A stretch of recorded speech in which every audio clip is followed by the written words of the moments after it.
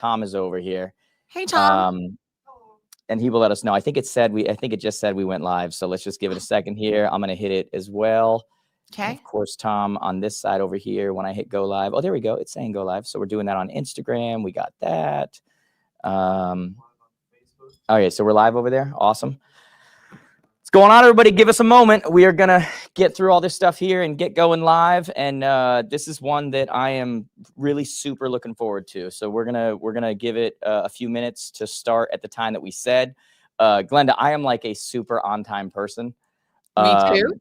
Yeah. I can't stand it when people wait around for people, for the late people, and we basically just reward people for being late. So what the hell? What's that? I said, what the hell? Why are we waiting on the late people? Yeah, but by the way, that's not a popular opinion when it comes to real estate. Like real estate people, there's what's called realtor time. Yeah, no. Let's show respect for the people who jumped on and got here when they were supposed to. Hey, isn't it amazing? Isn't it amazing how people who are able to be 10 minutes late everywhere are able to be 10 minutes late everywhere? It's just shocking to me. That's on time to them, So and I am with GPS. You knew 10 minutes before you were 10 minutes late that you were going to be 10 minutes late. That's what makes my head spin around and snot fly out of my nose, is that you knew before 1:55 that you weren't going to be here until 2:10. Yeah. So how about I'm sorry I was a little late. It was rush hour, late to a listing appointment. It was rush hour. And it's like, I'm sorry, you want to sell my home. You say, this area, but you weren't aware that a bunch of cars get on the road at the same time every single day. Like this just threw you off. This caught you off guard. It's crazy. Anyway, so I am looking forward to this, guys. We're going to give it one more minute here. We'll start in like 30 seconds. We'll get started. We're just giving everybody, as you know, when we do these lives, we're giving everybody a chance to get on here. I can see already that the comments are coming in. So guys, as we always say there, we do this just as something to do for our industry. It's a lot of fun as well. But we're doing this for free. There's nothing we're getting out of here. So just hit that share button. Let's get this out to as many people as we possibly can, as you're all doing right now. I don't know if you can see it or not, Glenn. Like, can you see the comments or no? No, I can't. Let me just put on my glasses and make sure I can't. Okay. Yeah, no, I don't see anything. So we got a lot of comments coming in, guys. Let us know where you're coming in from. We got various countries. We got various, all that stuff. So let us know where you're coming in from. And here's what we want today, because we're going to do this live podcast style. And for any of you that know both of us, I think a lot of you know Glennda, and I'm going to get into that in a second. But, we, good, bad, or indifferent, we kind of call things like we see them. And this is our first time really kind of meeting each other. So this will be a lot of fun. So we want you guys to kind of do it popcorn style, get in those comments, tell us what you're thinking, talk to each other. And as I said, just hit that share button. That's all we're at. That's the only payment we want today. Hit that share button. Let's get this out to as many people as possible. And as much fun as we're having, and I'm smiling, I think the truth is, and just the quick vibe I got from Glennda just talking to her beforehand, I think we both do this because we love the industry. Like it really is a genuine love for the industry, and we want the industry to do well. We want you guys to do well. And so I think this is going to be a lot of fun. So with that being said, Tom, am I good to do the official? Here we go. All right, let's do it. All right, awesome. Hey, everybody, welcome to this episode of Today with Jared James. I think it's episode 138. But it is not just any old episode. I almost wish this was episode 100 or 200 or 300, but it's going to feel like that. As many of you know, I don't do a lot of episodes with other people. I don't do a lot of podcasts with other people other than my wife, really. And but today is a very special episode. And I am more than thrilled. I feel like I don't have the words to really say what I am, but I'm genuinely thrilled today to kind of share the stage and share this episode with Miss Glennda Baker out of Atlanta area. Glennda, you want to say hi to everybody? Hello, everybody. I have to tell you, I'm so excited that you invited me. I moved my schedule around to be here with you just because I love what you're doing. And you're exactly right. I am just so passionate about our industry, and my head spins around and snot flies out of my nose when I see us being taken advantage of. So I'm so excited to chat it up with you and chop it up. So let's get started. Do you know what's so funny is that you say that? And so when I messaged you the other day, I sent you this message because I was like, I had so many people send me your video. And we're going to talk today, guys. We're going to talk about the Zillow lawsuit. And there's a reason why I'm covering this one and doing it with someone else in particular. I think this is a big deal. And so we're going to talk about the Zillow lawsuit. We're going to talk about, you know, what it means. We're going to talk about what it means for the industry. We're going to talk about what it means for the agents and brokers involved. We're going to talk about, you know, probably the future of our industry. We're going to probably talk about video and those things. We're going to have some fun as well. But it's so funny when I messaged you the other day, and I was like, hey, are you available? You know, and you're like, I'll make myself, you know, just tell me a time, whatever. And I told you a time, and you're like, let me get back to you tomorrow. In my head, I went, oh, she's moving stuff around. Like, this is cool. Like, she's moving stuff around. And so from myself and from our audience, who I think we share a lot of audience as well, thank you so much. Seriously, that's so cool. For anybody who's not aware, by the way, so you are the queen of real estate video. And I think that is, I think there's a lot of truth in that. And so I think there's a lot of people who follow both of us. But for anybody who doesn't, who's like one of my people who are on my platform right now, who doesn't follow you, give them like a 30-second who you are. I think in a moment they're about to know. But like, how would you explain yourself in a quick time frame? So my name is Glennda Baker. I'm a real estate agent in Atlanta, Georgia. I have been selling real estate since Jesus was a baby, so like 33 years. And I do a lot of short form video, and it is basically sugar and spice real estate advice. I am the Dear Abby of real estate. And hopefully some people in your audience will know who Dear Abby was. She was a columnist, and you wrote in, you asked questions about a lot of different things, and she gave you honest advice. And so I give advice to buyers, sellers, investors, and other real estate agents about how to buy, sell, and invest, and how to be a better real estate agent. And I am super passionate about our industry and about just leveling us all up and protecting us. As you know, Aunt Glitter, the Dear Abby of real estate, I want to protect our industry. And that's basically, I say what everybody wants to say, but they're afraid to say it.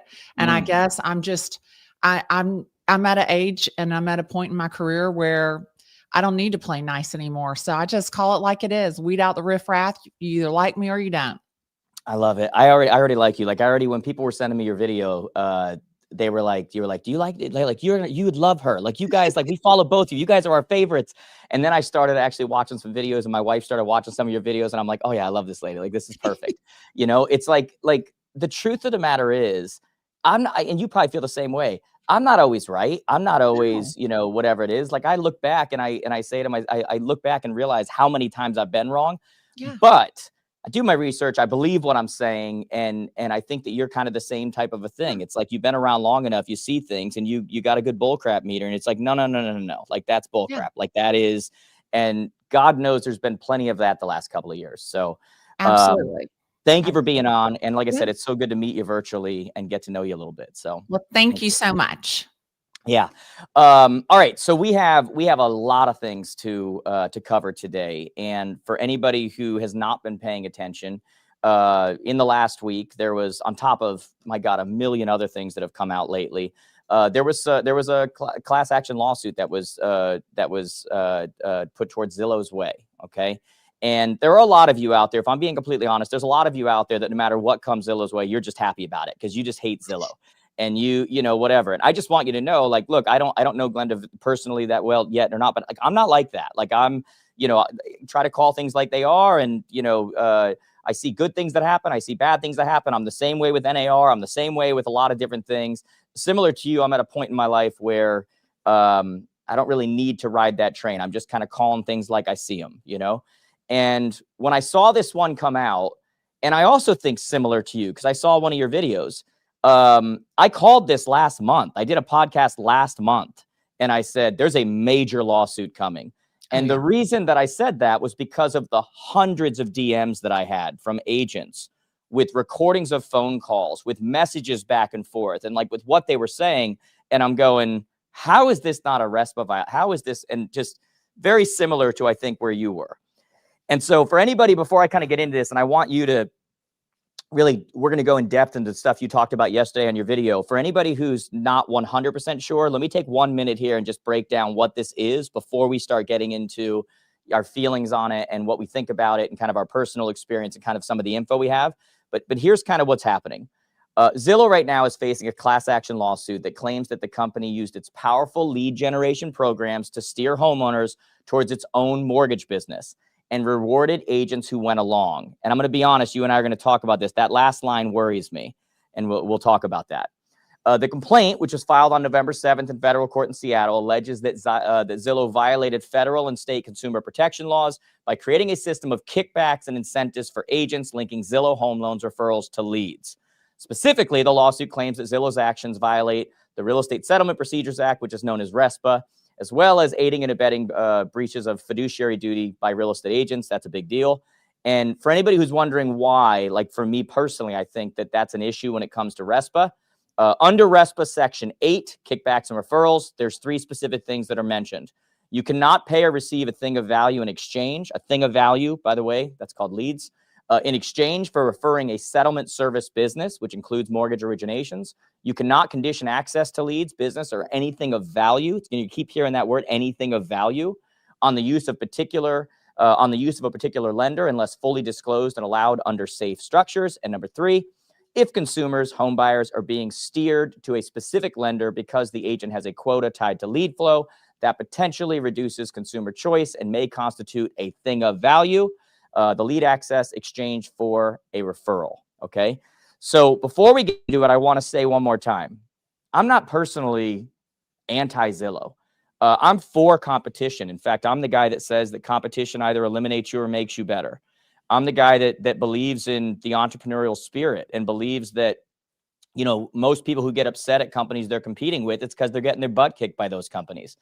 And losers look at them and go, you know, complain and want them gone. You know, it's kind of like freedom of speech. Like if you can't beat somebody, like get rid of them. Like, I don't want to hear it. Like shut it down. It's the same kind of a thing. I believe that when you start seeing somebody come into a marketplace and win, you learn from them and you add to your tool belt what it was that they're doing.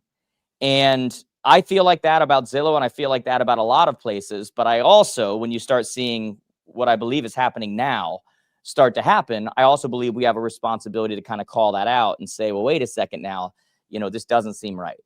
And so that brings me to our guest today, because you made a video yesterday, and I have to tell you as well, as we get into this video, what I loved about this video was that you did it from your car.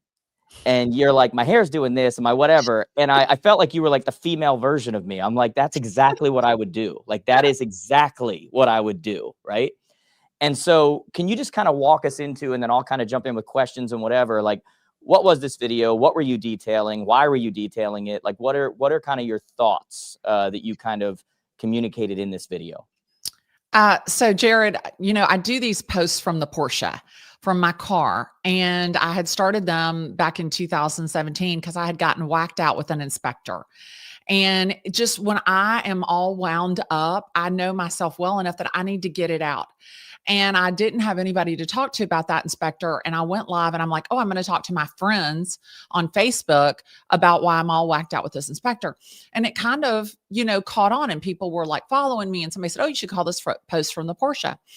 And so when I saw that lawsuit, you know, actually get filed, I had done a video on October the 1st about sit down and buckle up, because this is the next thing to come. Yes. And I have to tell you, I was one of the first agents in Atlanta to buy zip codes from Zillow. I was a founding member on the Zillow Agent Advisory Board, and got invited to Seattle and sat in the room with their developers and their C-suite, Spencer, the whole head to toe, top to bottom, front to back, the whole thing. And I was there 2 days, and we would go out there, you know, 2 or 3 times a year. So, I mean, I absolutely had a love affair with Zillow. And the last time that I was invited out, they were talking about Zestimate forecasting. And all 20 agents in the room all agreed this was a terrible idea, and said, you should not do this, because it'll make buyers wait because they're going to think that they're paying too much. It'll make sellers get less for their house. And 3 weeks later, they released the Zestimate forecasting. And that was when I realized, oh, wait a minute. They're not looking for our feedback on how to develop their product. They're actually taking our intellect and implementing it in their product. And so that was kind of how my relationship with Zillow started. But when I saw this— just to be clear though, I just want to say though, like, because I think this is really important. you didn't start off as some hater or some whatever. Like, you're No, on the advisory board. You're no, like, let's go, abs- let's do this. You just started kind of looking around going, wait a second now. Like, oh, I've spent hundreds of thousands of dollars on leads with them. I absolutely was never ever a hater, but I wow, was like, wait a minute, some 2 plus 2 doesn't equal 4 here. And so, but I continued. I continued to spend money even after I withdrew from the agent advisory board. I continued to spend money. It wasn't until that October 16th, 2018 meeting that I came back to Atlanta and said, hold on a second. We have a problem. We have got to stop using them. And I went from 7,000 a month to $500 a month to zero. so wait, And you had that initial thought back in 2018. oh, in 2018 was when I stopped because Oh, wow. I was literally sitting in Boston at an event with 200 of the top real estate agents in this country. And Greg Schwartz says to this agent, she's like, and she's ready to go after him because she's spending 25 grand a month for leads for her team, and Wow. her leads have dropped 70% in a heartbeat. And she's ready to go after. I want an explanation. Why is this happening? Obviously something has changed. And he said, if you don't like the way we're doing things, keep your 25,000. I've got $1 billion in the bank. I don't need your money. And I mean, there was an audible gasp. And as soon as he said that, I was like, oh, ooh, wait a minute. This is about to get spicy. And like many agents, you're in a conference, you take pictures of the slides. And so literally, I took the picture of the slide. It goes into his slide deck. This is how Zillow is changing. This is what we're going to do.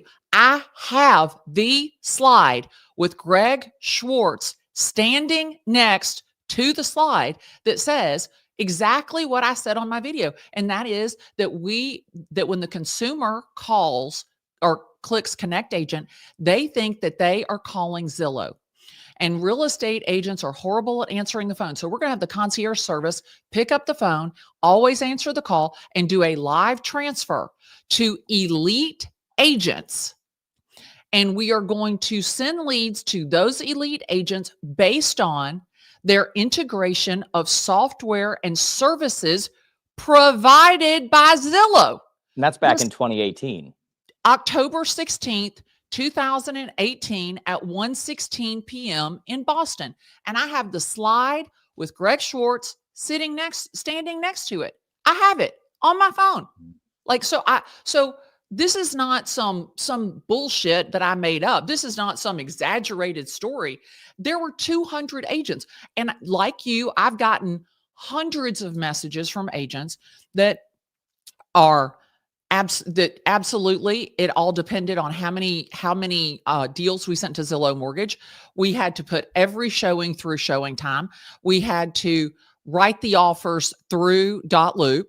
We had to put everything into Follow Up Boss. Now, just a side note, before I get too far down the track, I want to stop right there and I want you to listen to this, because yesterday, Andrew Flancher, who, and I think I'm pronouncing it the right way, is the CEO of Real Scout. Great guy, good product, is interviewing Errol Samuelson. Yeah, I haven't seen the interview yet. Okay, so I had the opportunity to hear him speak in Inman in March, and he says, so when you click terms of service and you agree to be beta tested, they are using AI in search to see how long the photo dwell time is. So that was my introduction to Mr. Samuelson.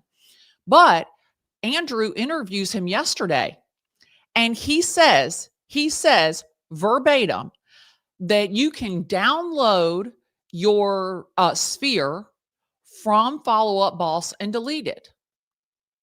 Okay, you can download it and you can delete it. Not you can delete it from Follow Up Boss, but you can download it and you can delete it. Okay, little play on words there. And so I said, please listen carefully to what he said. He specifically said you can download it and you can delete it. He never said you could delete it from Follow Up Boss. I want to see it in writing where Zillow says that. Show me the receipts. And Andrew responds back and he goes, they have it in writing. I said, so let me make sure I'm really, really clear. You expect me to believe that Zillow paid $400 million up front for a CRM that we can all go in and delete all of our data out of? Like, do I have dumbass written on my forehead? I mean, I'm a real estate agent. I don't know how much it costs to create a CRM, but I damn sure think you could do it for less than $400 million if it's empty. The data is the value. The data is the value. So you're going to tell me that every real estate agent using Follow Up Boss can go in and delete their data, and Zillow's like, oh, okay, see ya, bye. Bullshit. Then if you listen to that interview, he specifically says in that interview, the reason that we need access to your Follow Up Boss is so we can match Bobby and Susie with Glennda, who have signed up on Zillow. Hello? Like, of course they're going to keep that data. Like, that's so stupid. But this is the thing, is that, and they're creating their super app. And I have been for years saying, wait a minute, they own the mortgage company, they own the search, they own the agents, and they own the title. Because here in Atlanta, they picked one agent who was doing 35 deals a year, give her 1,200 listings, and she's got to use their lender, their title, everything. So they're not only looking to control the transaction, they're looking to profit from every single arm of the transaction. And the only way they can do that, and they've told you, we're creating our super app to make an unbelievable client experience. They're not making an unbelievable client experience because the guys who work over there at that damn Zillow Home Loans don't know shit from Shinola. And that's the thing, is like, and that's what many, many people have said. You had to use the lender who didn't know what they were doing. And this was not the best thing for the consumer. And so they're telling the public, we're going to create a super app. We're going to control everything. And you think that either that's not a monopoly or a violation of RESPA? Yeah. Like, I don't know how they've been able to do it in the open, in front of us, and then take all of our data, all of our intellectual property, then turn around and sell that shit straight back to us. And not only have we given them the data, we've paid them to then turn around and access our data. Like, do you understand how much Follow Up Boss cost a month? Yeah. Like, do you know how much dot loop costs a month? Do you know how much showing time costs a month? We're not only giving them the data, we're paying to give it to them. So yes, my head does spin around, snot does fly to my nose. I'm so worked up about this. Yeah, but here's the crazy thing too. It's and this is when I started to pay attention, because I was getting all these, obviously I've been paying attention the whole time, but when I started getting all these messages from people, well, first off, I started getting messages with literal recordings of phone calls. Oh yeah. Of like what reps were saying to them that was contrary to what was being put out in the public. And then you started seeing this red, yellow, green scoring system. And I started getting these charts from people that was showing I'm closing the highest percentage of people here, but I'm the bottom on the list because I'm not sending enough people over to Zillow Home Loans. Right. And like literally when you start to look at RESPA and these things, as far as like something of value in return for, it's like, okay, you're closing, but you're not giving us business over here. So therefore you're not going to get business. And I'm like, that is the clearest thing I've ever seen in my life. Like and then I start getting these copies of messages from reps that are telling them, look, I know that we have to put in there it's 10%, but I'm telling you right now, if you don't send us 50%, you're not getting as many leads. Like that's what's happening. Yeah. And look, Zillow can make the argument and go, we didn't know about that. That's an individual rep. That's a whatever. But it's happening over and over and over again. And I've never had the amount of messages I've gotten over this thing with people sending me proof and going, this is bullcrap. Like this is absolutely what's happening right here. They're forcing us to steer our people over to them. Otherwise they get rid of us. And I've been paying them tens of thousands of dollars every single month. But all of a sudden now, because I won't send somebody over to their brand new rep who doesn't do half the loans that the person I normally use does, you know, and can do it at a better rate and do it at whatever. Now I'm going to start losing what I've been paying for. And the thing I kept hearing, and I have literal copies of messages over here that I'm not going to read right now, but they kept calling them bullies. Oh, and they're like, they're literally bullying us to have to use them. And we have no choice, because I have a whole team that is built on the idea that I have been able to feed them because of this program. And now I'm being bullied to do the things that they want me to do. Otherwise, they're going to take that away from me. And that is why when you look at when this lawsuit was filed, one of the very important things it says is that it says Zillow is facing a class action lawsuit that claims the company used its powerful lead generation programs to steer home buyers towards its mortgage business and rewarded agents who went along. I am worried about that last line. Yeah. Because everybody's focused on Zillow right now, and it's the big bad wolf, and they're like, oh, they're going to get hit for hundreds of millions and whatever. I'm worried about that last line, which is, and rewarded agents who went along, because you start to wonder now, these agents who went along, are they also going to be on the hook? Well, and that was the other thing that I said in my video, was the reason that Zillow didn't want to be a brokerage and employ agents. Oh, let's talk about that. That's good. That's good. Is because there's rules and regulations that go along with that. So sit down. Like literally here in Atlanta, in my own market, this agent, she's with some ABC real estate. She goes and opens her own brokerage. She's got brick and mortar. She's got to have salespeople, sales managers, and she's assuming all of the liability because she's the brokerage. She's assuming all the liability because she's the agent. Their name isn't on anything that she sent. She is on the line. She is on the line. And then she fell out of favor with them, and they literally in one flat second took all that business from her. Now she's got payrolled employees. She's got brick and mortar, and her business goes from 1,200 houses a year back down to 30. I mean, and if you read the terms of contract, they have the ability to terminate the contract with you at any time without penalty, but you don't have the ability to terminate the contract with them.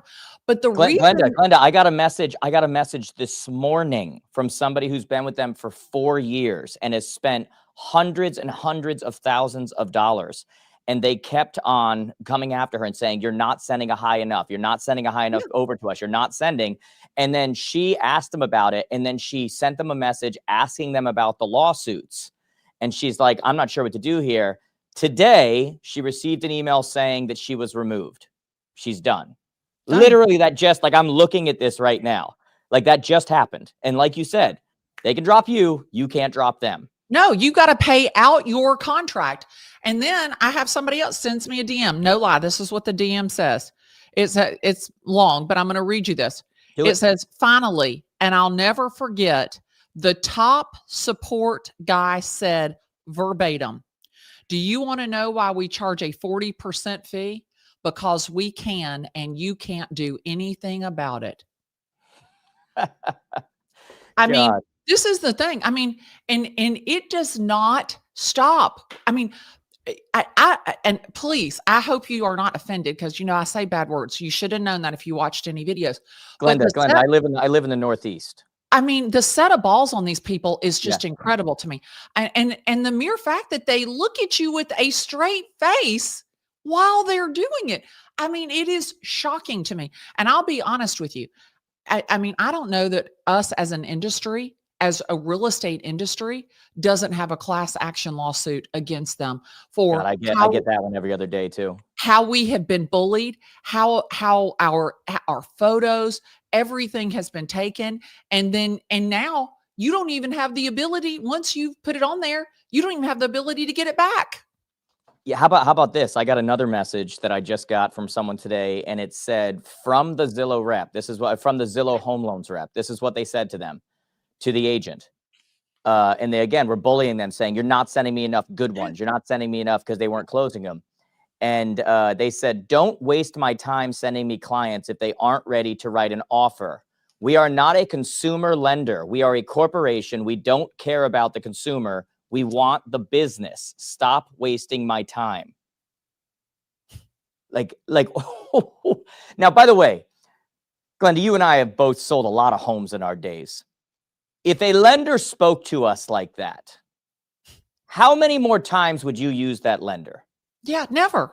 Never. And just that fact alone, the fact that that agent is going to go back and keep sending them, shows that they're being steered, like shows that they've got them, like you said, by the gonads. Yeah. Because if a lender talked to any of us like that, we'd be like, you know what? Good day. Yeah. have a good day. Like we're done. Like we're done with this. We're whatever.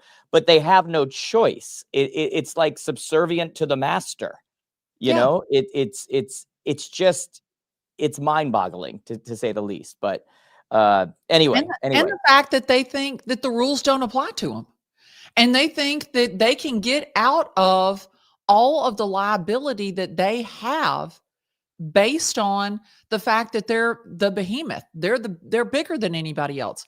I mean, it is so shocking to me, just the nerve that and it just doesn't stop. It just does not stop. I remember I was at a dinner in Las Vegas and I was sitting next to Rich Barton, and he said to me, he goes, "The best day of my life will be when there's never another real estate agent that I have to deal with."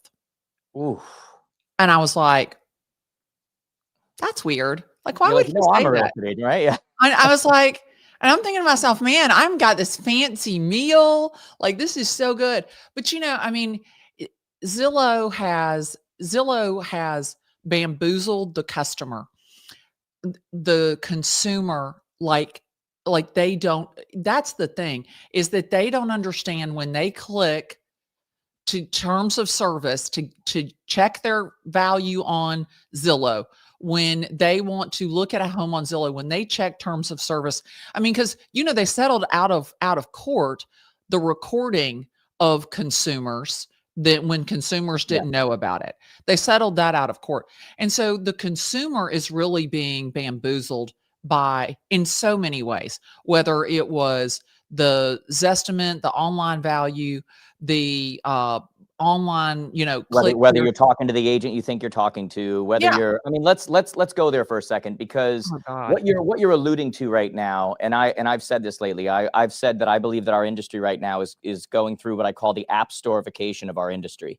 And what I mean by that is, if you go look on your phone right now, you have an app that does just about everything. But what you don't realize is that there are apps that actually work better and are better than the apps on your phone. You just don't know about them because they're not in the app store. Right. And therefore, if they're not in the app store, they don't exist. And when you start to look at, you talked about the super app, and it, Glenda, it boggles my mind when I mention this from the stage and I talk about the super app and I talk to a room full of realtors and I start talking about the super app and they are glossed over and they have no idea what I'm talking about. 25% of Zillow users right now use the super app. Within a couple of years, they want 75%, which is an end-to-end system, which is no different than Rocket, Redfin, Mr. Cooper, which is no different than Cadorba. Like, it's no different than all of these places trying to build an ecosystem, because we live in the economy of convenience. This idea that just because you take care of your clients, they're going to stick with you forever is nonsense. Like, No. they will forget about you in a second if you don't exist in the ecosystem that is created. And so you look at this and you talk about, like, yeah, they're like glossed over. They don't even know, the consumer doesn't know what's happening. Agents, what is your feeling? Because you look at the super app, right?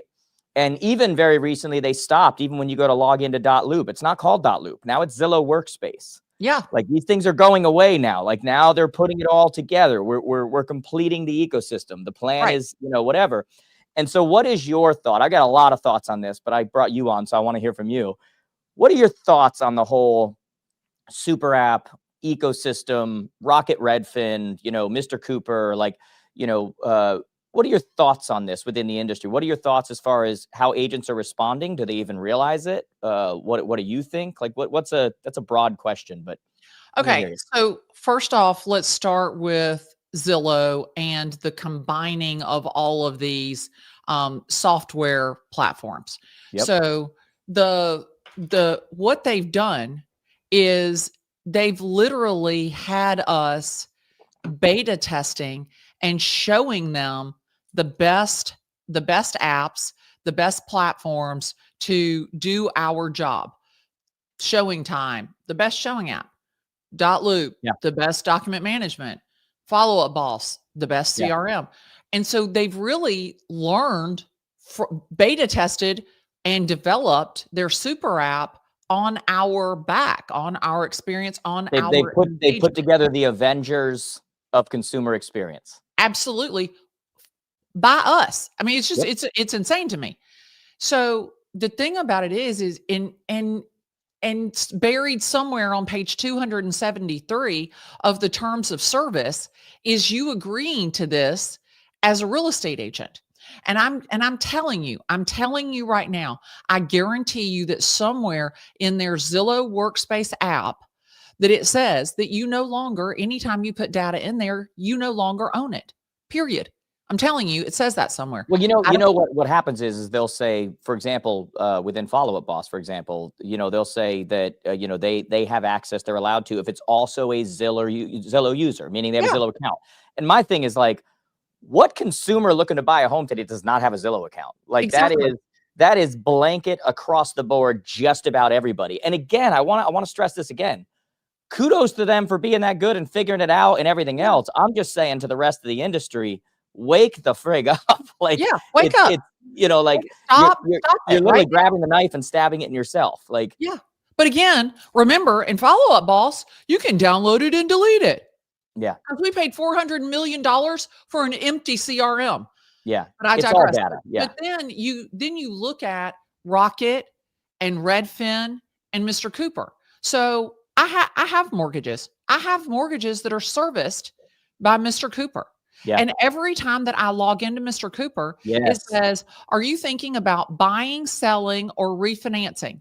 So the race to the consumer, which both of these entities have captured, is the race to the consumer, getting to the consumer before the real estate agent. Because Glennda, I have companies I work with right now that have private equity breathing down their neck, wanting to buy them and wanting to work with them. And it no longer has anything to do with their MRR, their ARR, like none of the revenue, nothing. They want homeowner data. Yep. They want trigger points. They want information. And by the way, not just any homeowner data. It is the side that the industry sucks at, which is post-close. Right. It's the other side. It's the side where, okay, you got your little one time. See, here's the difference. Our industry plays Tinder and they're playing eHarmony. Oh, yeah. And if you don't understand that, to everybody listening, probably better. But my point is, we have an industry who agrees with me, but then goes out and tries to get the one-timer. They're for one-night stands. And then you got this other company spending billions of dollars going, no, we're eHarmony. The money's in the marriage. Like, it's all there. And when you start to look at where they're focused right now, they're not focused on the one sale. They're focused post-close because they understand what I've been trying to get this freaking industry to understand for the past 15 years. All the value is lifetime. It's all post-close. The transaction doesn't stop at the closing. It starts at the closing. It is way easier to take one client and turn them into 5 than it is to take one lead and turn them into 1. Like we've been screaming this from the rooftops. And now you have private equity and others and multi-billion-dollar companies going, yeah, that's exactly right. And all we need to do is we need to just little by little, even just on one trigger, they can work with you. Awesome. But because you don't follow up, you don't stay in touch, you don't really have relationship, oh, they're stealing my people. Nobody can steal what you're taking care of. And all we need is one time when they need a new roof or they want to refinance or they want, insurance or they need this or whatever it is, we get them into our ecosystem and they will never leave because it's convenient and it's housed in one place and it's very easy and our industry is getting killed 1 second at a time like frogs in water because they're not recognizing all the values over there. Well, think about it. You upload the inspection into .loop. Yeah. Now they know how old is the roof, how old is the water heater, how old is the HVAC. Data. I mean, you upload the seller's property disclosure statement into .loop. You upload it into Showing Time. You upload it into your MLS, into CoreLogic. Right. You literally every bit of the value of the relationship with the consumer that we literally open the door to. Like I just had cupcakes delivered for somebody's birthday that bought a house from me. I literally did that. Where is their birthday? It's in my CRM. All there. It's all in the data. How did I know that was her birthday? So that is the thing. And I was in a meeting in this think tank on Tuesday, And Xfinity, they have the ability to micro advertise to the top 1% whatever they want to advertise to them. They have all that broken down. Why? Because they have that from Equifax. Every single thing. I mean, I literally. Glennda, look at what happened when Rocket Companies buys Redfin, and they immediately release a slide, a picture that says, here's your cost to move and cost of closing prior to this purchase, and now it's half. It went from 40 to 20.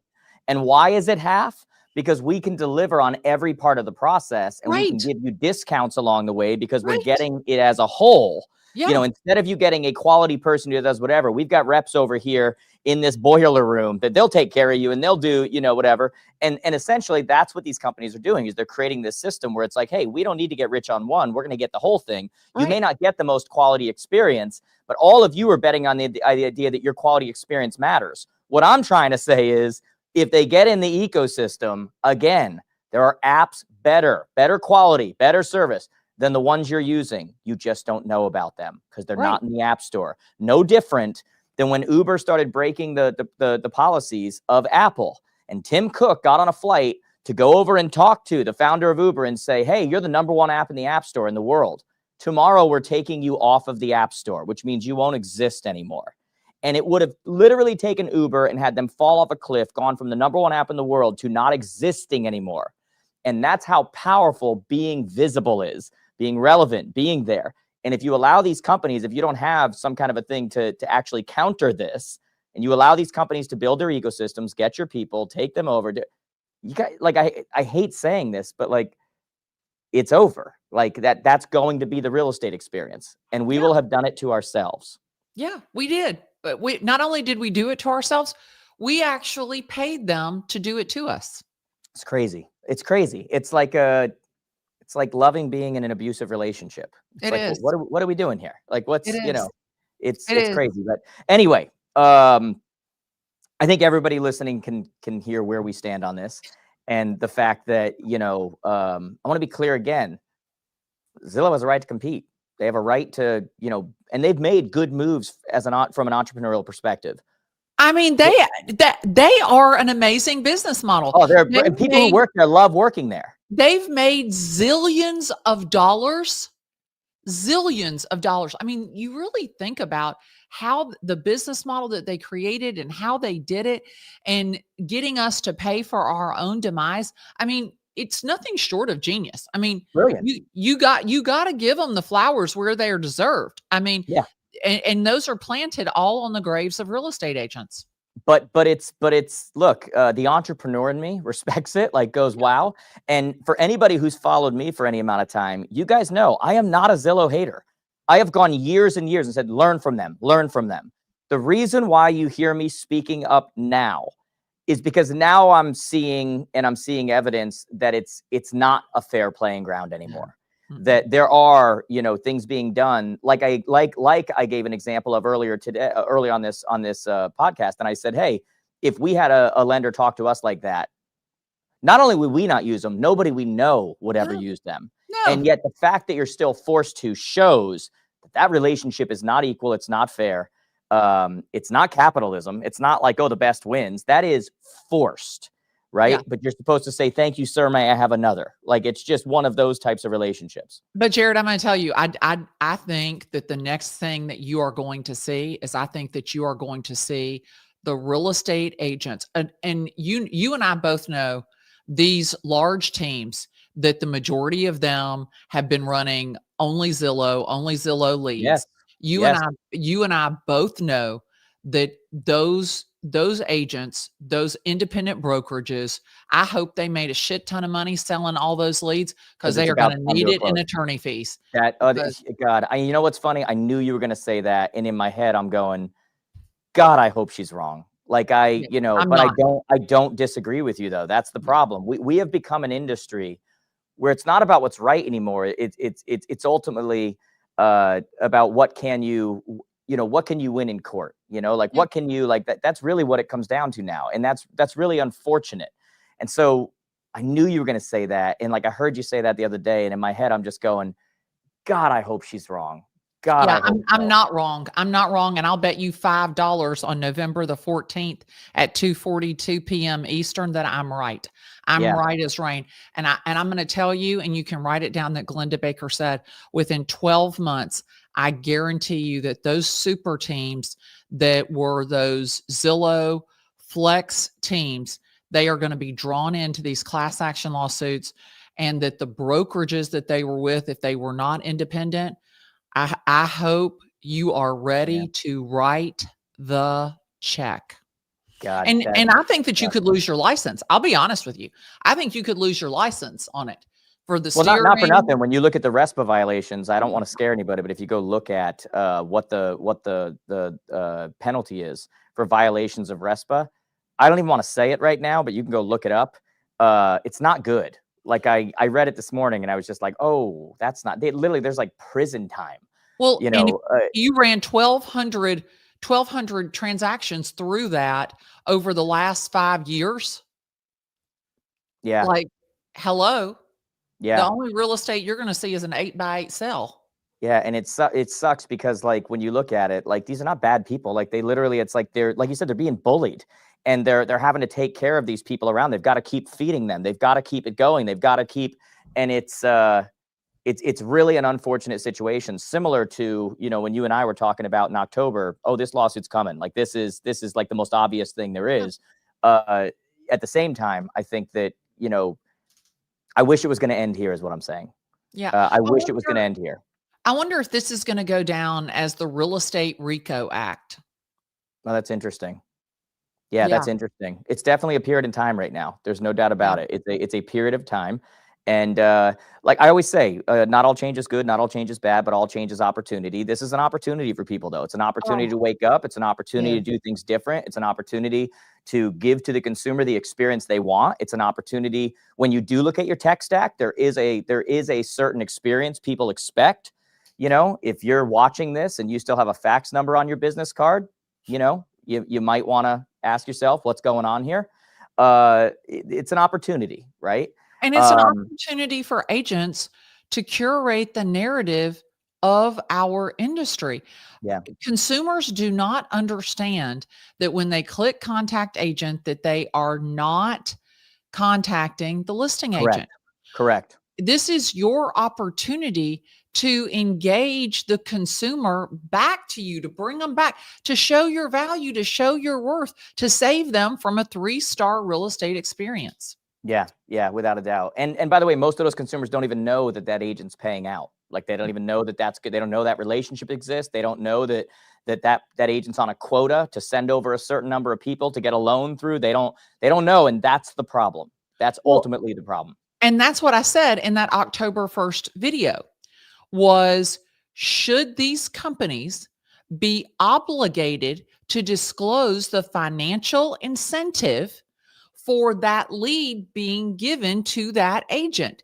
And and Transparency. and and literally, like, when I click on, okay, I agree to the terms of service, how much is Lucy, Sally, the click agent, paying Zillow for my Yeah, information, for my lead? And I honestly do believe that all of that should be disclosed. I yeah. think that the What's wrong relocation, with transparency? yeah, this is the thing, is like, disclosed, show everything. Like, my mom used to always say, Pumpkin, if you would be embarrassed if someone found out about it, don't do it. That's what she would say. She'd Yeah, say, if somebody else found out about it, if you would be embarrassed, don't do it. And this yeah, is the thing, is like, if Zillow, if there's no shame in their game, hey, click here. We're paying a 40% referral fee to the agent who gets you. by the way, Like, they say, well, these people, they opted in, they opted in and that's on part of page the lawsuit, is that they say, 273. You buried that shit. yeah, but here, I was going to say, that's exactly right. That's part of the lawsuit, is they say it's buried at the bottom, auto checked. They don't even know they're doing it, and there's all this stuff. But No. look, at the end of the day, this is so it's so interesting. You say that's what your mom told you, because in my head, I was thinking to myself, when you look at those two sides, you know, light is not afraid of darkness, but darkness is afraid of light. You Right. know, like, between those two scenarios, one fears the other. And Unfortunately, like I said, we've become an industry, though. It's not about what's right or wrong. It's about what you can litigate. And that's, that's what it's become. But all right, I want to get into rosier things here. Let's go. I have you on here, so we might as well take advantage of the opportunity. Okay. Okay.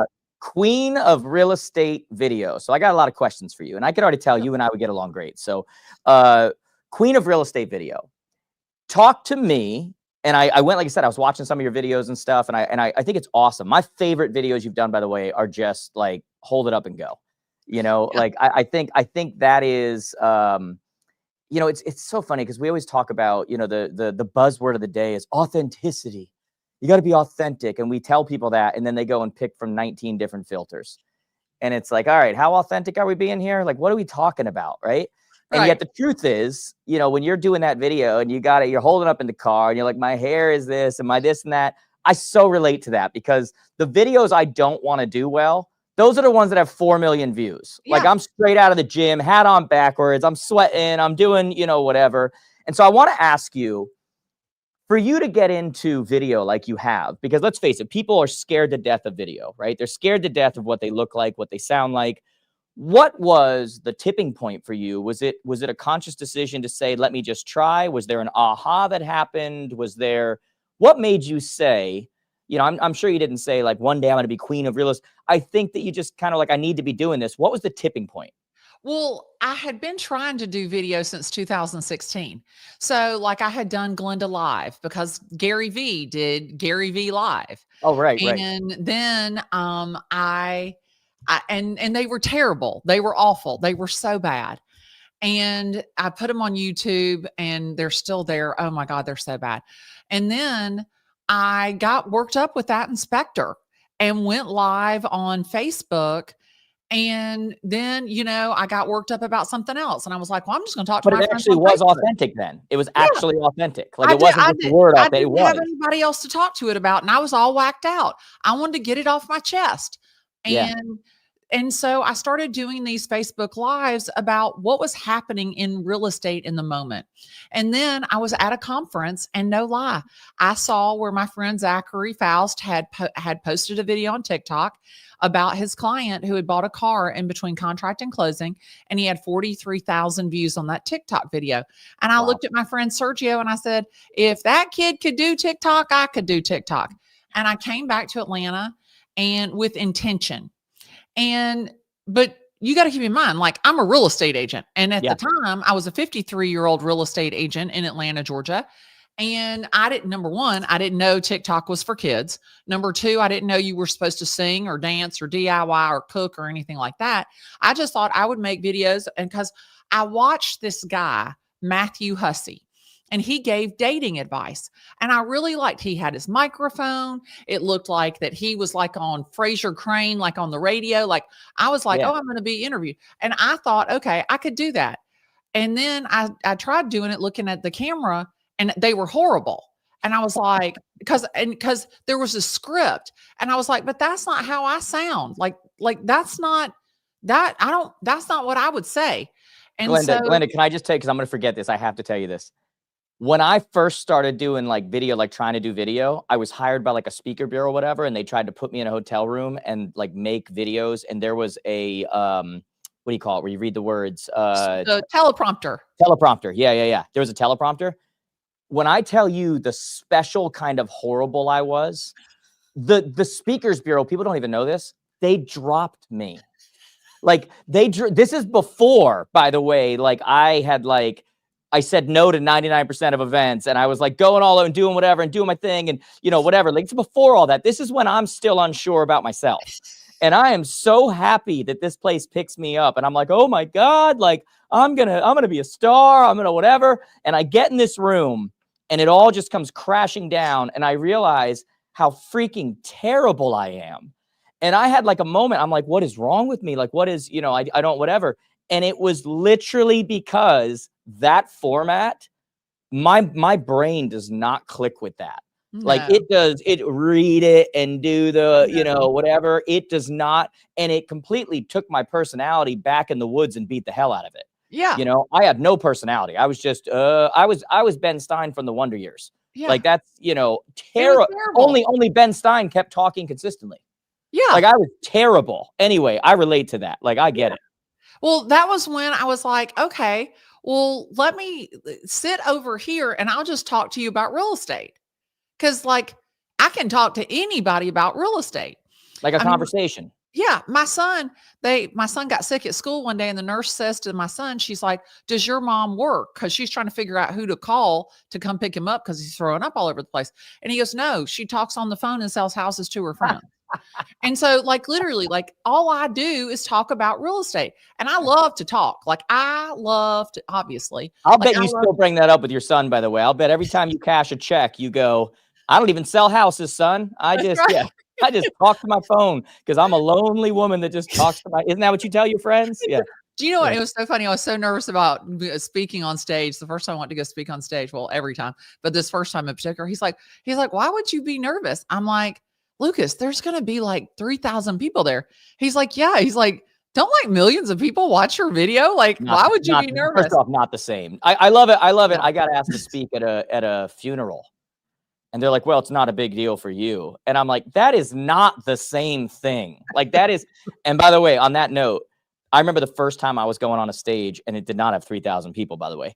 I think it had like 123. And I thought, I'm like, when I'm done here, I'm pretty much famous. Like this is, whatever. And I'm backstage and I kid you not, I'm ready to wet myself. Like what am I doing? Like, what am I? And I told myself, what would a charismatic, like got it together speaker act like? I said, go win the Academy Award for 10 minutes and just see how it goes. And I did that. I didn't even pay attention. I just won an Academy Award. And by minute 11, I was doing just fine. But my God, was I nervous. Do you get nervous today? Oh, I definitely get nervous. And after that, those 3,000 people, I go off stage and I mean, I'm a puddle because I had been so nervous. And security comes backstage and I'm thinking that they're back there thinking I'm having a panic attack. And the man goes, okay, he's like, we're going to take you to, because I had to be somewhere else after I spoke. I had to be at this luncheon. He goes, we're going to take you to the luncheon. And I'm like, well, I don't need you. I know where I'm going. I don't need you to take me anywhere. And he's like, ma'am, he's like, there's a line of people out this door. Yeah. You're not going to be able to get there. And that was when I was like, really? And what I heard over and over again, I'm not selling $250 million penthouses in New York. I'm not selling $50 million houses in Beverly Hills. Like literally, I have a listing appointment this afternoon at 4:00 for a $550,000 house in Johns Creek. Like, I'm selling regular houses to Bobby and Susie. Glennda, everybody hears my success in real estate and they think I'm in Connecticut. I must be like hanging out with people riding around on horses, hitting balls and whatever. I'm like, no, that's Fairfield County. My average price point was $225. Yeah.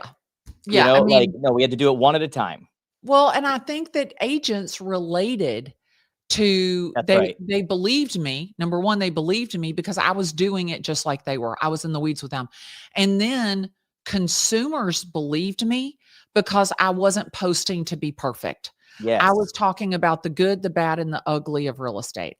And they felt like they were right there it's the same thing. Like you're having a convo, like you're talking to me. It's not like people get their thing and all of a sudden they go into like news voice or they go, hello, everybody. How are you today? And it's like, who talks like that? Like, what are you doing? Yeah, no.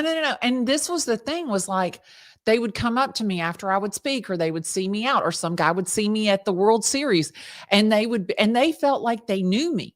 Like, Glennda, and like, I'm on the flight. Oh my gosh, I love your videos. So it was so interesting that the videos created this familiarity with the audience.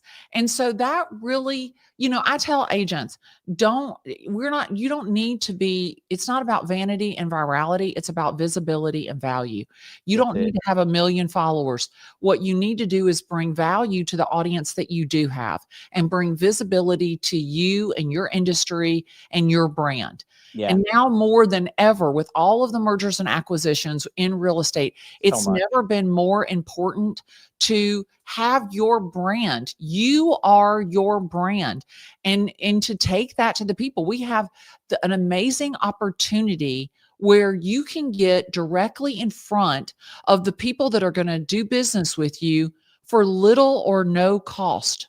That's it.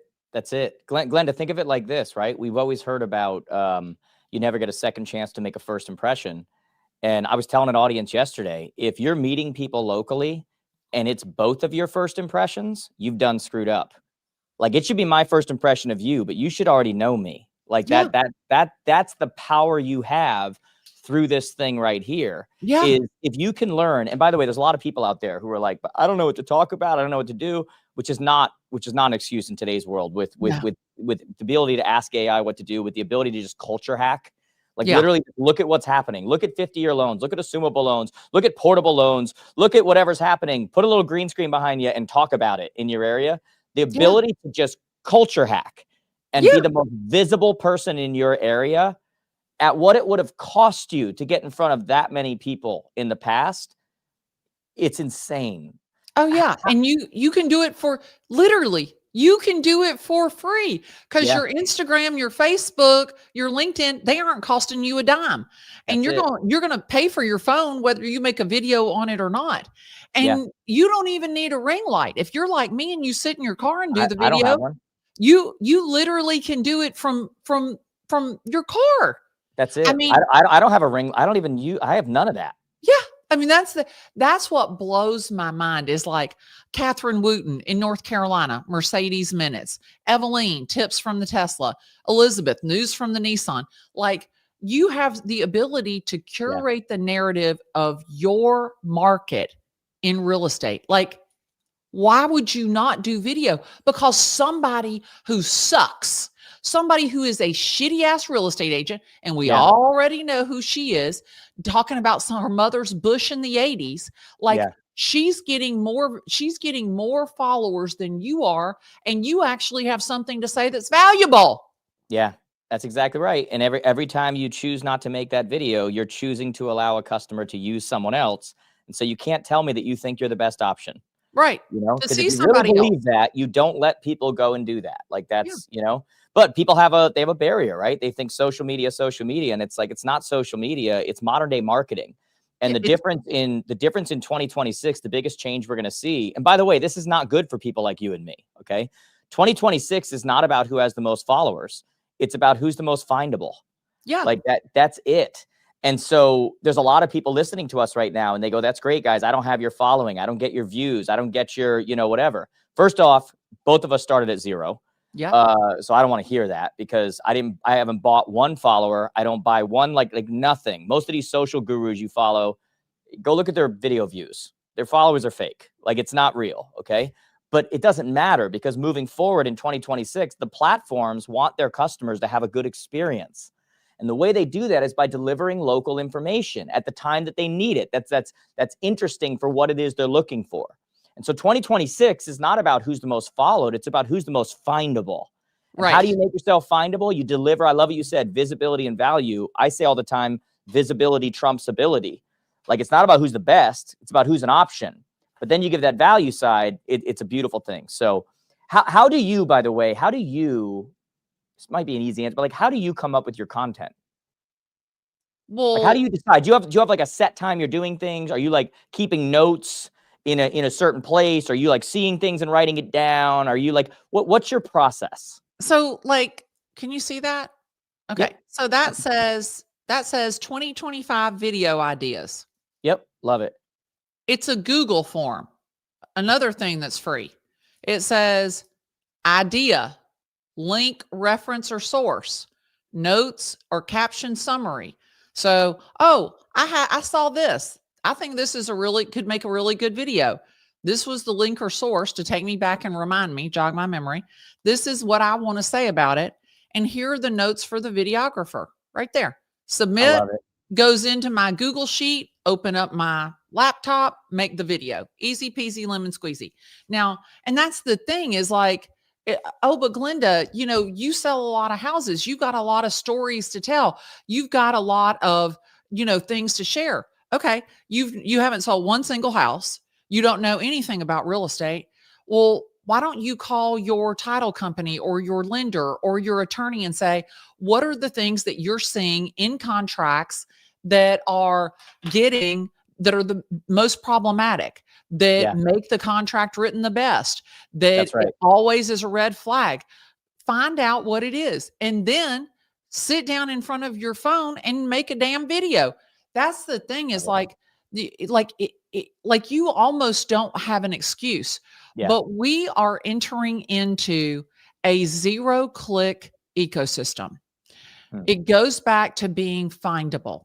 Yeah. And so caption rich videos, LinkedIn videos, Instagram videos, TikTok videos with captions that are rich in content. What are you talking about? What are the buzzwords? What are the keywords? Then you have a blog.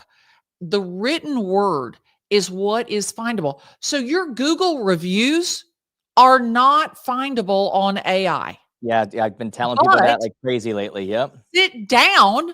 You can actually cut and paste all of your Google reviews onto your website. You can also put over 100 Google reviews on your website. That's So, 100. Yep. so when somebody says, I want to work with a real estate agent in Marietta, Georgia that has over 100 reviews, guess what? It says on my website, Glennda Baker has over 100 Google, 200 Google reviews, or however many. And then train your people. When you ask for a review, what do you need them to say? The best real estate agent, the Right. best real estate agent in Marietta, the best real estate agent in Atlanta. Glennda helped us buy. Glennda Baker helped us sell. Use your name. That is, and no, oh, but Glennda, doesn't it need to say that you're with ABC Real Estate? No, no. People don't do business with ABC Real Estate. They do business with Glennda Baker. And So that's the true. thing. Most people don't even know what brokerage I'm with. And Yeah. this is the thing, is I do tons of agent to agent referrals.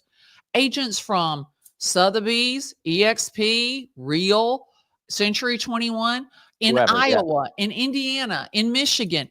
And I'm not with any of those brokerages, but they know me from my videos. Yeah, that's God. I can't stress. So like, you don't know this about me, but I'm kind of changing up how we do our training and coaching. And we launched our academy because I wanted it to be affordable to people.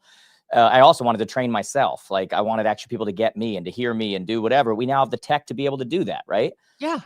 And so the last four sessions, we've been doing nothing but AI searchability and findability, like step by step, showing them here's what needs to happen. Here's where it goes here. Here's what, that's why I said it's not about who's the most followed, it's who's the most findable.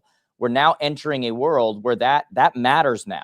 Yeah. And beyond just what's on your website and, linking back to your reviews and what's the bio say within your platforms and what's the, all of that stuff. Your videos, you mentioned it very clearly, the days of like the hashtags and all that stuff. It's about the words you use in your video. They're all transcribed.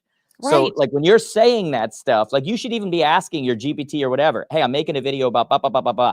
What are the keywords you're going to look for? What's the most findable by you and your AI buddies that will make me more likely to be recommended, in the area above and beyond the ones you normally do? Use those words. Like that's what they're looking for. They're scanning the internet and they're looking for it. It's such a great point.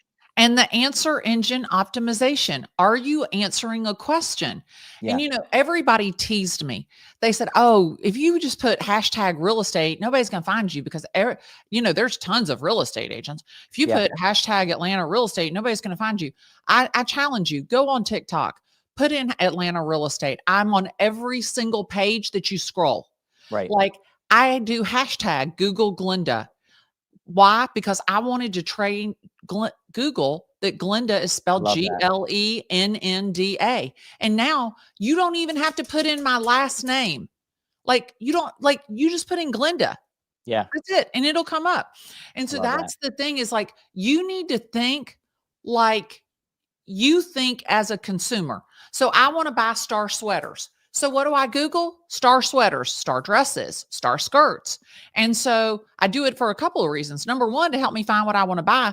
But number two, so then it'll find me when I'm not looking, because that's when I find the best stuff, right? And that's the exact same thing. We are working with a buyer right now that literally was looking on Instagram for Atlanta real estate. Like she put in the search Atlanta real estate, and what came up? My video. And then later on, when she wasn't looking for Atlanta real estate, what video was suggested to her? My video. And that is where that zero click ecosystem is coming into play. And that's all that 2026 will be. It will I be love that. the I love year that. of that. Look, at the end of the day, making great videos isn't going to guarantee every single time you're going to get clients from it, but not making videos is going to guarantee every single time you won't get videos from it. I mean, get Yeah. clients from it. So what are you doing? You know? All right, I have a couple more questions for you because I know you have a listing appointment. So I'm going to rapid fire you a little bit. All right. I read that you have a female only real estate team. Now I was raised by a mom, you know, so I get that. Now, what's the whole female only thing? Are you, is that like part of your brand? Is that like part of your, I'm like learning at the same time right now. Well, it's not necessarily Is it part of on purpose or is it just kind of like what happens? It's just what happened. You know, I found that a lot of men didn't want to work for a super strong woman.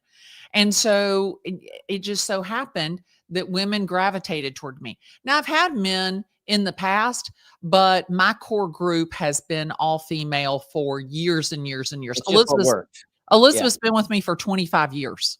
That's awesome. That's awesome. Yeah. It's just one of the things that works because I was reading on it and it said, you know, she runs female only, whatever. And I was like, is it on purpose or is it just like, or it's just like a lot of guys are intimidated by that, whatever. It just kind of like bit of both. It's definitely falling. intentional. Everything for me is intentional. I'm an IC. I'm an expressive analytical. Only 9% of the US population carries that disc profile. Oh, I love that. All right. Now I've also seen that you're like doing some events and that kind of stuff. Are you intentionally like trying to do events or is it just like when it happens or like what's your deal in that realm? Yes, I'm being intentional about it. And yes, when it happens, I have to have the right vibe for the event.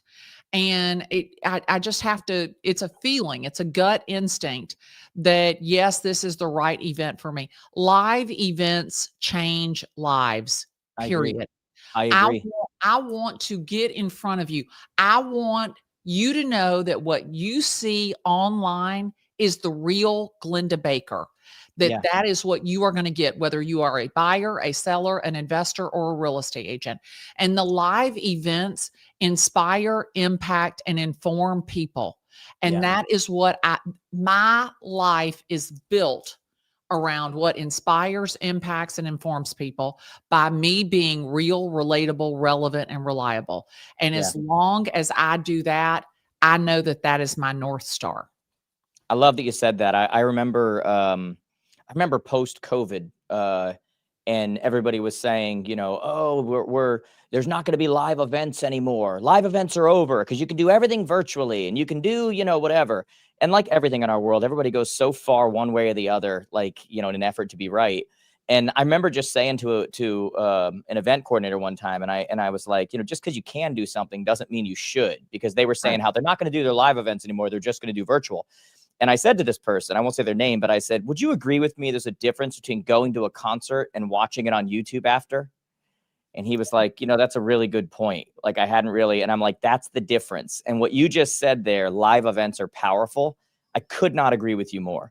I do want you to just take a second here, because after kind of like getting to know you a little bit here and talking to you, I think audiences would be better off after hearing you. If anybody's listening, because we're going to have a big audience here, we're going to get a lot of views on this. What's a good audience for you? Like what are some events that should reach out to you? That's like a good audience for you. That you would be able to give the most to, and you think they would benefit the most from you being there? Any audience that invites audience participation. Can I keynote? Yes. But that is not my love affair with the live event. Good for you, by the way. My love affair with the live event is sitting down and talking, having a conversation, allowing the audience to actually act. Like I can stand up there for 30 minutes or an hour and talk at you, and it may not be what you came to hear. That may not be what moves you or inspires you, or that may not be what you need. But if we're sitting there and we're chatting and we're having a conversation, and Susie from Sarasota is intimidated or is fearful or doesn't understand something, she can say, "Hey, Glennda, what would you do in this situation?" And I can speak directly to her. Now, Yeah. you didn't send me any questions. We didn't have any No. pre-call, none of this. Like, I speak from my heart. Yeah. I speak what is my truth. And I want people to hear that from me. So the events that I love are the events where, number one, where there is a portion of that event where I can be with the people. I Yeah. want to hug them. I want to give them advice. I want to love on them. And me going in and talking for 30 or 45 minutes or an hour, it's fine. And they pay me a shit ton of money and, praise the Lord and pass the money. But what really lights my soul on fire is when I get to love on somebody. And so Yeah. that's what I like. Good for you for recognizing that. That's why I said good for you when you said it, because my strength actually is the keynote. It's the Yeah. going at it. My personality shines, but I will tell you, I've added like a Q&A element lately. And it's like my favorite thing. It's like, I feel like we get the most value because you like hear from them. Here's what we want to hear about, or you get deeper into something you said. Yeah. But that's really good. I think you're going to get some calls for some events, which I think is awesome. Before we close it out, because I know you have a listing appointment, how can people get a hold of you or just say thank you to you or follow you or whatever they want to do? Like, how can that happen? So hashtag Google Glennda. You just, whatever's your platform of choice, you can find me anywhere.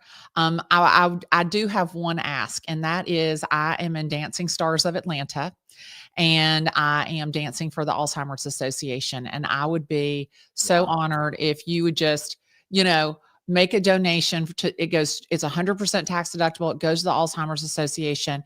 I dance on May the 9th, but we are at year-end giving, and it would just mean so much to me. If I dropped a nugget, if I You have a gave link? you a pearl, I have a link, I have a QR code, I have everything. So Okay. Do you I want will to send put it to here? you. Or do you want to have them do it on your like, where do you want to put it? Because I can have them do both. I can have Tom drop it right here in the chat, and then we can also send them over to you wherever you are. You put it on wherever you put it on. Okay. Bring it over there. Bring it over there. Tom, can you see that? Not yet. Okay. We'll grab the link after and we'll put it in the thing because we can't see what I'm it going is. to text. I'll text it to you. Yeah, do that and then we'll throw it in there. Perfect. Okay, Perfect. that sounds great. Awesome. All right. Well, God, we have got, hang on here a minute after we close out. I'm going to say goodbye to you before we leave. I'm getting you out of here a few minutes early. That way you're not late to your appointment. Okay. But guys, we've been watching this here, guys. Obviously, this is going to be an episode of Today with Jared James. We'll have this afterwards. We'll put it on the podcast. So wherever you watch or listen to podcasts, it'll be up on our YouTube. It'll be on every place that you listen to podcasts, obviously. Spotify and everywhere else that it goes to. But I would love it, guys, if in the chat right now, you could just kind of give some kudos over to Glennda for coming out and not just doing this with me and talking, but quite frankly, like the way she's talking and the things that we're talking about.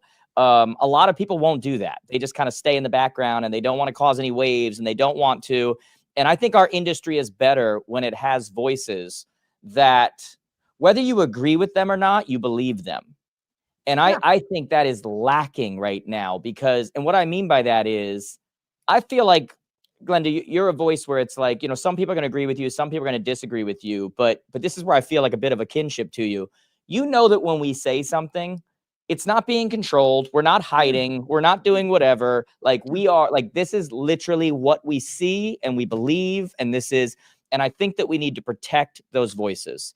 So give her some kudos in the comments, guys. Go give her a follow. She's an amazing follow, very straight shooter, fun, says the quiet things out loud, which, I appreciate. So give her some kudos, guys, and just a round of applause. Hit that like button, share it, let people, and just give her like a bit of a round of applause. But Glennda, thank you so much. Seriously, this was awesome. And I feel like we could go on for hours more.